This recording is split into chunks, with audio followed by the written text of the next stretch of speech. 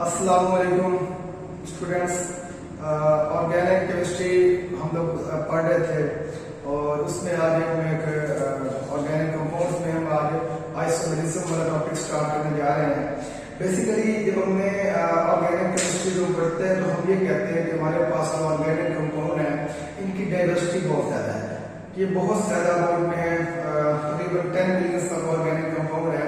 तो उसकी जो कुछ वजूहात हैं, कुछ उसकी काजिज हैं, उसमें से एक जो है वो हमारे पास क्या है, आइसोमेरिज्म। ठीक है, आइसोमेरिज्म को हम लोग स्टार्ट करते हैं। हमारा जो टॉपिक है आज का that is the isomerism.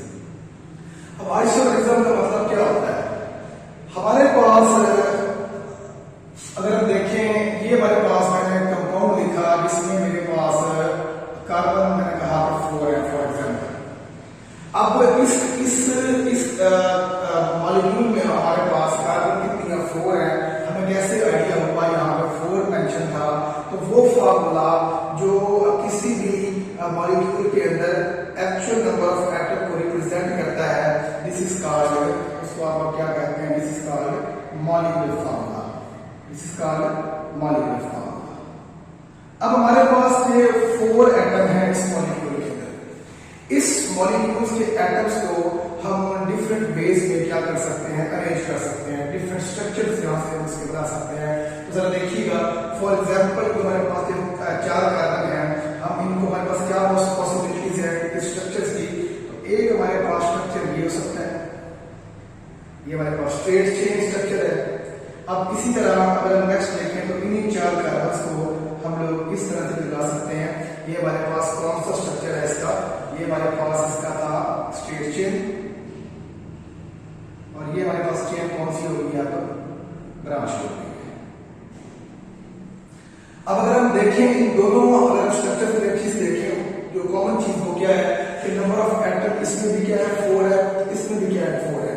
It means इन दोनों स्ट्रक्चर्स का जो मॉलिक्यूलर फार्मूला है, मतलब वो फार्मूला जो एक्चुअल नंबर ऑफ एटम को रिप्रेजेंट कर रहा है, वो इन दोनों हमारे पास जो स्ट्रक्चर्स हैं उनमें सेम है। जस्ट डिफरेंस कहां पे आ रहा है? जस्ट डिफरेंस आ रहा है इन दोनों के स्ट्रक्चर के ऊपर। किसके ऊपर? इन दोनों के स्ट्रक्चर के ऊपर। तो फिर हम कह सकते हैं कि the organic compounds which have same molecular formula, same molecular formula mean number of atom. The organic compounds that have same molecular formula but different structure formula. Here you can see from the board हमारे पास दोनों structures हैं, इन दोनों में जो arrangement atom की वो different है। तो इट मींस हम कह सकते हैं कि ये दोनों हैं, ये दोनों एक दूसरे के क्या है, ये दोनों एक दूसरे के आइसोमर्स हैं। एक दूसरे के क्या है? आइसोमर्स। ये दूसरे के आइसोमर्स है। आइसोमर्स मतलब इन दोनों के मॉलिक्यूलर फार्मूला क्या है, सेम है। डिफरेंस कहां पे आ रहा है? इनके स्ट्रक्चर फार्मूले के ऊपर। तो ये दोनों एक दूसरे के क्या है, आइसोमर्स। और जो ये फिनोमिना होगा, ठीक है, उसको आप क्या कहेंगे? This is called isomerism. आसान लफ्जों में हम ये कहते हैं कि वो ऑर्गेनिक कंपाउंड के मॉलिक्यूलर फार्मूलास क्या हो, सेम हो, लेकिन उनके स्ट्रक्चर्स क्या हो, डिफरेंट हो, उनको आप क्या कहते हैं? आइसोमर्स। और जो ऑर्गेनिक कंपाउंड्स ये फिनोमिना रिप्रेजेंट करते हैं, उसके लिए हम टर्म यूज करते हैं, दिस इज कॉल्ड आइसोमेरिज्म। ये जस्ट हमने इसको डिफाइन किया। अब हम आइसोमेरिज्म में कुछ टाइप्स देखते हैं। ठीक है, सबसे पहले हमारे पास जो टाइप आती है, अगर हम उसकी बात करें, उसके अंदर फर्दर टाइप्स हैं, लेकिन टाइप से पहले आपको एक बात समझना होगी। जो आइसोमेरिज्म का कांसेप्ट है, ये सिर्फ हाइड्रोकार्बन्स तक लिमिटेड नहीं है। ये आप लोग जो बाकी ऑर्गेनिक कंपाउंड्स हैं, एल्डिहाइड्स हैं, ईथर वगैरह है, ये वहां भी चीजें आती हैं। लेकिन हमारा जो आज का टॉपिक है उसमें हम मोस्टली हाइड्रोकार्बन्स की ही हम लोग देखेंगे कि हमारे पास उसमें उनके जो एटम्स की अरेंजमेंट को चेंज करने से हमारे पास नए स्ट्रक्चर कौन से बनते हैं। फॉर एग्जाम्पल सबसे पहले देखिएगा, ये हमारे पास फर्स्ट मेंबर है अल्केन की फैमिली का, दिस इज मीथेन CH4। तो क्या हमारे पास क्या मीथेन का कोई आइसोमर होगा? नहीं होगा। क्यों नहीं होगा? क्योंकि इसके अंदर एक ही कार्बन है। तो हम इस एक कार्बन को सिर्फ एक ही वे में क्या कर सकते हैं, हम इसको रिप्रेजेंट कर सकते हैं। तो जो मीथेन है उसका आइसोमर नहीं होता, क्योंकि एक ही कार्बन है। एक कार्बन को आप लोग चेन की साइड पर नहीं लगा सकते, या उसको आप लोग किसी तरह से अरेंज नहीं कर सकते ओनली वन कार्बन। तो मीथेन का आइसोमर नहीं होता। अगर नेक्स्ट देखें, this is ethane CH3 single bond CH3, ये ethane second member of alkane family के सेकंड मेंबर है, अगर इसको देखें तो इसमें 2 कार्बन है, तो ये 2 कार्बन भी हैं, आप इसको भी इसका भी आइसोमर नहीं होता। अब आपके जहन में आ रहा होगा कि अगर हम इसको इस तरह कर दें, इस तरह से, तो ये दोनों एक ही बात है, ये दोनों सेम चीजें हैं। तो इट मीन्स हमारे पास जो आपके पास मीथेन है या आपके पास मीथेन है, इसका आइसोमर नहीं होता। अगर हम नेक्स्ट नंबर की बात करते हैं, that is propane, that is propane. अब प्रोपेन हमारे पास क्या होगा, हमारे पास स्ट्रेट चेन है, ठीक है।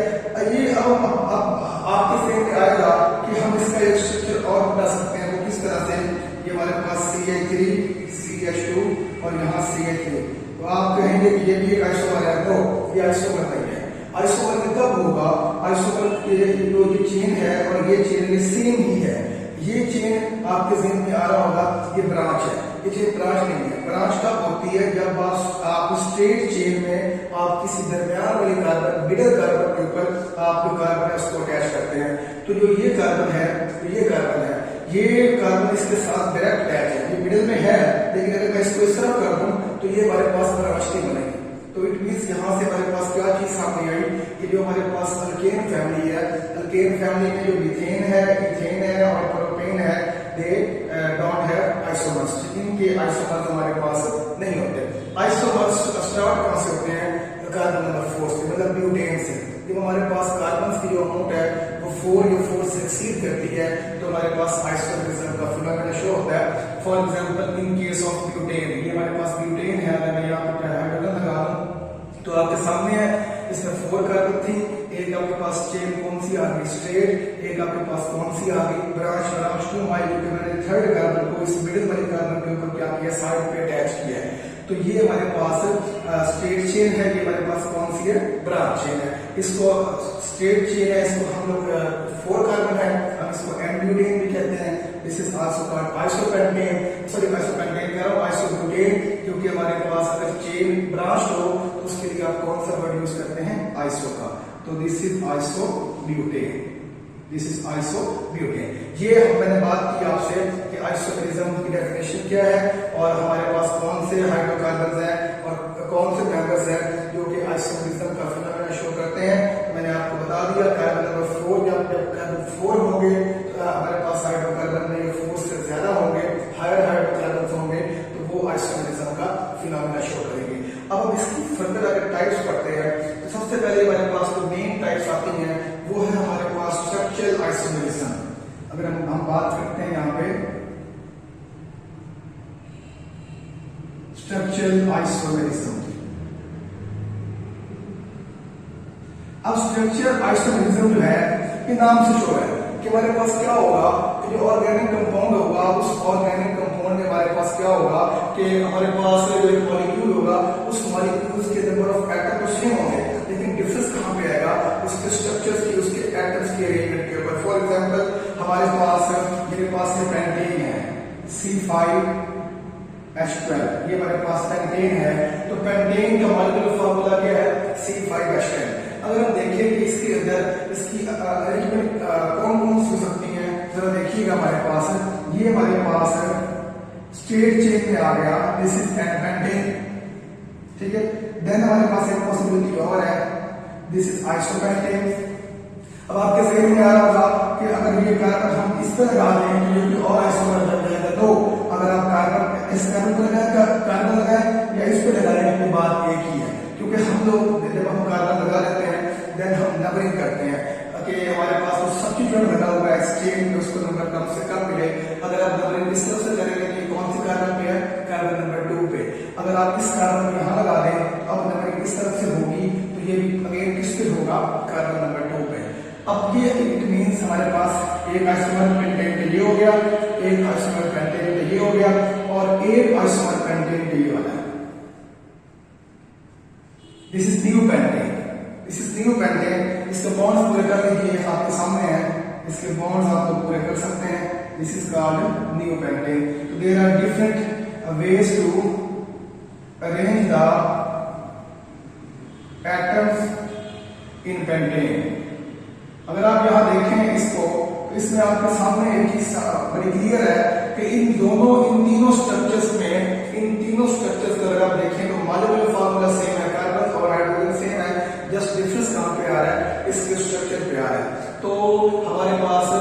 type of isomerism arises due to difference in the arrangement of atom in a same molecule. एक ही मॉलिक्यूल के अंदर जो डिफरेंस है स्ट्रक्चर्स के मतलब अरेंजमेंट ऑफ एटम में, तो इस वजह से जो हमारे पास आइसोमेरिज्म राइज होती है, this is called structural isomerism. ठीक है, अब देन हम लोग स्ट्रक्चरल आइसोमेरिज्म है, हम इसकी टाइप्स पढ़ते हैं नेक्स्ट टाइम। नंबर 1 जो हमारे पास टाइप है दैट इज द, इसकी स्ट्रक्चर क्या डिफरेंट टाइप्स है। Number 1 this is the chain isomerism, chain isomerism. अब चेन आइसोमेरिज्म में बेटे क्या होता है, चेन आइसोमेरिज्म में ये होता है कि हमारे पास जो ऑर्गेनिक कंपाउंड होगा उसके नंबर ऑफ कार्बन हाइड्रोजन वो सेम होंगे। इट मींस मॉलिक्यूलर फार्मूला क्या होगा, चेन का सेम होगा, जस्ट डिफरेंस कहां पे आएगा, डिफरेंस आएगा कार्बन चेन की नेचर पे। फॉर एग्जांपल देखिएगा, अगर मैं यहां बात करता हूं C4H10 ब्यूटेन की, ये हमारे पास ब्यूटेन है। अब ब्यूटेन की हमारे पास चेन कौन कौन सी हो सकती है, एक चेन तो हमारे पास ये हो सकती है that is straight chain, carbon के बॉन्ड पूरे कर लीजिए, ये हमारे पास स्ट्रेट चेन होगी। अब दूसरी पॉसिबिलिटी क्या है हमारे पास, इसका एक और आइसोमर कौन सा है, उसमें हमारे पास चेन क्या हो जाएगी, वो ब्रांच हो जाएगी। चेन हमारे पास क्या होगी, ब्रांच हो गई। तो इट मींस हमारे पास डिफरेंस किस चीज पे आया, डिफरेंस जहां पे हमारे पास इस चीज में आ गया कि दोनों का मॉलिक्यूलर फार्मूला तो सेम है, जस्ट कहां पे आया, चेन की नेचर पे। चेन की नेचर का मतलब क्या है कि यहाँ पे हमारे पास चेन कौन सी है, वो स्ट्रेट है, वो कौन सी है, स्ट्रेट है। और यहाँ हमारे पास चेन कौन सी हो रही है, यहाँ पे हमारे पास चेन ब्रांच हो रही है। ठीक है, तो this is the first type of structural isomerism that is called chain isomerism. तो चेन आइसोमेरिज्म को आपको मैंने बता दिया कि this type of isomerism arises due to difference in the nature of carbon chain. यहाँ पे अगर आप देखें, यहाँ पे चेन हमारे पास कौन सी है, वो स्ट्रेट है। यहाँ पे हमारे पास चेन कौन सी हो गई है, ब्रांच हो गई है, लेकिन दोनों के अंदर नंबर ऑफ एटम्स क्या है, सेम है। इट मींस इसका मॉलिक्यूलर फार्मूला हमारे पास क्या है, वो सेम है। इसके बाद अब हम नेक्स्ट देखते हैं, नेक्स्ट हमारे पास जो नेक्स्ट टाइप आ रही है, अगर हम उसकी बात यहाँ पे करते हैं, हमारे पास जो नेक्स्ट टाइप है इसकी, वो है हमारे पास position isomerism. Position isomerism, position isomerism का मतलब क्या है, पोजीशन आइसोमेरिज्म। अब पोजीशन आइसोमेरिज्म में आप लोग क्या करते हैं कि हमारे पास क्या होता है कि जो हमारे पास कार्बन चेन है, उस चेन में हमारे पास कोई ना कोई लगा होगा फंक्शनल ग्रुप। अगर हम फंक्शनल ग्रुप की पोजीशन को चेंज करते हैं तो उससे हमारे पास जो नया मॉलिक्यूल बनेगा, जो स्ट्रक्चर बनेगा, उसका मॉलिक्यूलर फार्मूला बिल्कुल जो आपके पास स्टार्ट में था वैसा ही होगा, लेकिन जस्ट आपने चेंज क्या कर दिया है, you have just change the position of functional group. That's suppose ये मेरे पास कार्बन चेन है, इसमें कितनी कार्बन है, मैं कहता हूं 3 कार्बन है। आगे मैंने लिख दिया FG, FG stand for functional group. ठीक है, यहाँ कोई भी हो सकता है। सपोज कीजिए मैंने यहाँ पे हाइड्रोक्सिल ग्रुप लगा दिया, अल्कोहल ग्रुप लगा दिया, यहाँ मैंने कोई हेलोएटम लगा दिया आपके पास। अब हेलोएटम मीन आपके पास क्लोरो है, फ्लोरो है, ब्रोमो है, आयोडो है। ठीक है, अब देखिएगा, अब मैं इसी की बात करता हूं। अगर मैंने इस फंक्शनल ग्रुप की जगह मैंने X लगा दिया, तो अभी इस X की पोजीशन कौन सी है, ये कार्बन नंबर 1 पे है, किस पे है, कार्बन नंबर 1 पे है, किस पे है, ये कार्बन नंबर 1 पे है। अब अगर मैं क्या करूं, नेक्स्ट टाइम मैंने ये किया कि जो हमारे पास ये X था that is the functional group. अब मैंने क्या किया, इसकी पोजीशन चेंज करके इसको कार्बन नंबर 2 पे लगा दिया। किस पे लगा दिया, कार्बन नंबर 2 पे। तो जस्ट हमने क्या किया, just we have change the position of functional group in same molecule. उसी मॉलिक्यूल में पहले ये कार्बन नंबर 1 पे था फंक्शनल ग्रुप, अब किस पे आ गया, कार्बन नंबर 2 पे आ गया। तो this type of isomerism arises due to change in the position of the functional group. Functional group की पोजीशन को आप चेंज करते हैं तो हमारे पास जो आइसोमर्स बनते हैं उनको आप क्या कहते हैं, position isomers.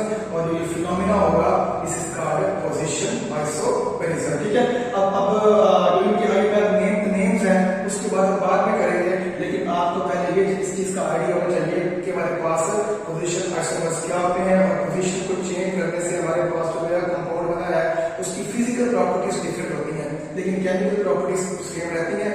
Just physical properties में क्या आती है, थोड़ी सी वेरिएशन आती है उनकी, और देन हमारे पास उनका मॉलिक्यूलर फार्मूला क्या रहता है, वो सेम रहता है। तो ये हमने बात की है किस चीज की, पोजीशन आइसोमेरिज्म की। देन हम बात करते हैं यहाँ पे group isomerism, functional group isomerism, functional group isomerism. अब ये क्या होता है?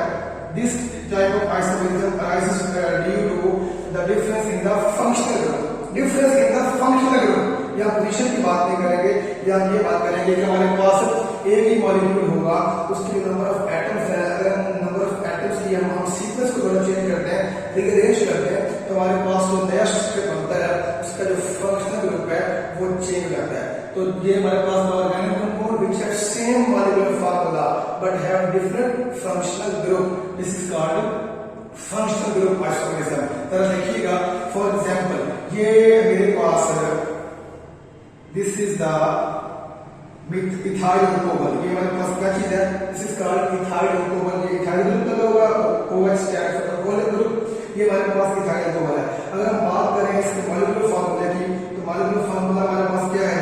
C2H6O स्टैंड फॉर, इसमें 2 कार्बन है, इसमें 6 हाइड्रोजन है और एक गैस है, ऑक्सीजन है। अब अगर हम क्या करें, हम इसी के अंदर अगर हम ये करें, अगर एटम्स को थोड़ा सा रीअरेंज करते हैं, ठीक है, और हमारे पास एक नया बन जाएगा फंक्शनल ग्रुप, जिसको आप क्या कहते हैं, जो कि हमारे पास कौन सा ग्रुप होगा, जो कि हमारे पास ईथर लिंकेज शो करेगा। फॉर एग्जांपल देखिएगा, ये वही कार्बन, ये ऑक्सीजन, ये कार्बन।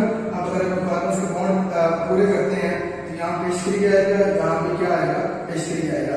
तो इस कंपाउंड के अंदर भी अगर आप देखें तो 2 कार्बन है, 6 हाइड्रोजन है और 1 ऑक्सीजन है। जस्ट क्या चेंज हुआ? नंबर ऑफ एटम्स सेम रहे, मॉलिक्यूलर फार्मूला सेम रहा। जस्ट जहां पे चेंजिंग कहां पे आई?